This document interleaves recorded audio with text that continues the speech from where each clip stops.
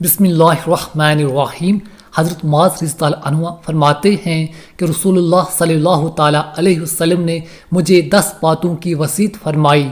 اللہ تعالیٰ کے ساتھ کسی چیز کو شریک نہ کرنا، اگرچہ تمہیں قتل کر دیا جائے اور جلا دیا جائے۔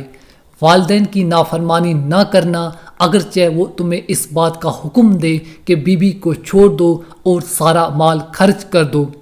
فرض نماز جان بوجھ کر نہ چھوڑنا، کیونکہ جو شخص فرض نماز جان بوجھ کر چھوڑ دیتا ہے وہ اللہ تعالیٰ کی ذمہ داری سے نکل جاتا ہے۔ شراب نہ پینا، کیونکہ یہ ہر برائی کی جڑ ہے۔ اللہ تعالیٰ کی نافرمانی نہ کرنا، کیونکہ نافرمانی کی وجہ سے اللہ تعالیٰ کی ناراضگی اترتی ہے۔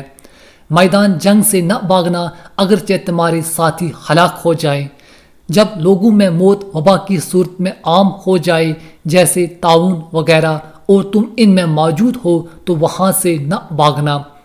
گھر والوں پر اپنی حیثیت کے مطابق خرچ کرنا، تربیت کے لیے ان پر لکڑی نہ ہٹانا، ان کو اللہ تعالیٰ سے ڈراتے رہنا۔